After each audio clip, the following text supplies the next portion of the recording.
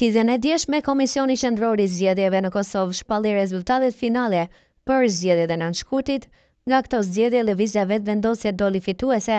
duke arritur të marrë 42 deputet në kuvendin e ri.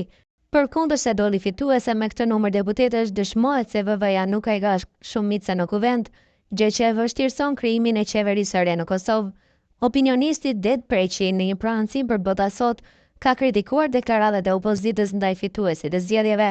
Mesazhet që i përçon popullit tek njëri tjetri për zgjedhjet e fundit e pohojnë se ishin zgjedhje normale, që i plotsojnë kushtet e një vendi me standarde europiane. Mirëpo kritikat e ashpra që vijnë nga opozita, që i bën me qëllime të caktuara, duke e quajtur fitoren e fituesit të zgjedhjeve si disfat, do të ishte një turp i madh dhe jep shembullin e mbrapambetjes. Po ashtu edhe BE-ja reagoi në favor të zgjedhjeve normale dhe me standarde të kohës, që do të ishte një shembull i mirë për shoqërinë tonë. Kundërgjegjësimi për këtë gjë bën një hap përpara, por një përparim të tillë nuk duhet ta quajmë të mjaftueshëm, ka thënë eksperti. Tutje Preqi ka treguar se çfarë pretendime ka opozita në Kosovë, ndonse kemi të arritura në administrimin e shtetit tonë që kërkojnë edhe më shumë përmbushje, por nuk mund t'u angarkojmë individëve të degeneruar apo grupeve të një kategorie të tillë, siç po tregohet sot opozita, që vjellin helm nga çrregullimet e tyre egoiste, të cilët po pretendojnë ta marrin pushtetin pa merita apo pa vullnetin e popullit.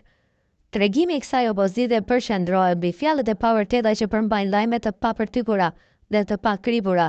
aty ku pretendimet janë vetëm thashëtheme dhe nuk na mësojnë asgjë për të kuptuar të vërtetën e tyre, por vetëm shprehje për të tërhequr vëmendjen e publikut, por për fat të mirë publiku po e kupton deri dikund, duke u lexuar paralla do ball, ka deklaruar ai. Ndërkaq Preqi në këtë mënyrë shpjegon fitoren e Albin Kurti dhe sfidat me të cilat do të përballet. Fitoria e lëvizjes Vetëvendosja nuk nënkupton se është fitore vetëm mbi vetveten, po aq i qartë duhet të bëhet trajtimi i këtij pushteti të ardhshëm mbi një varg çështjesh dhe rrjedhash, që nuk është lehtë dhe thjesht i përgjigjesh, në veçanti mjegulirës që ekziston në veriun e Mitrovicës. Mbyllja e syve para këtyre çështjeve është e pamundur për secilin pushtet që e ka radhën, sepse krijimi i marrëdhënieve normale në mes të këtyre dy popujve kërkon angazhim dhe jo dilema.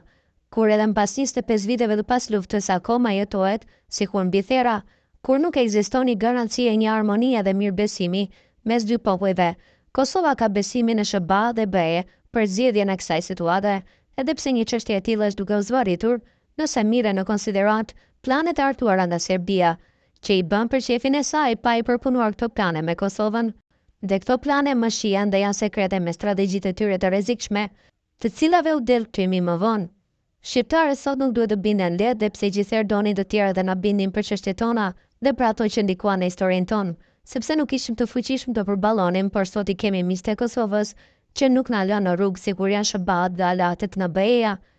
Mirëpo Kosova me një përvojë 17 vjeçare të shtetësisë duhet i referohet disa kritereve brenda vetvetes si shteti pavarur, e cila mundet dhe veti kryej detyrat që i takojnë, dhe jo çdo gjë që ka nevojë shtetërtimi i këtij vendi ta angazhojë të tjerët, duke u treguar të paaftë për të veçiverisur sikur pretendon opozita e sotme, që ta angazhojë Kuintin për të formuar qeverinë, ka potencuar ai. Tutje opinionisti ka folur edhe për formimin e qeverisë, duke theksuar se partitë opozitare mund ta thrasin listën serbe për një koalicion.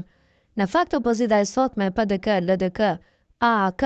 kanë mbetur të udhëtuara dhe vetëm për ta larguar pushtetin e Kurtit nuk e përjashtojnë të thrasin edhe listën serbe, për faktin se nuk kanë kurfar tradite, madje duhet i kundërvijen traditave negative, vetëm për të arritur në parajsën e ëndrave të tyre, që për fat të keq e kishin kullot më herët, ka theksuar ai.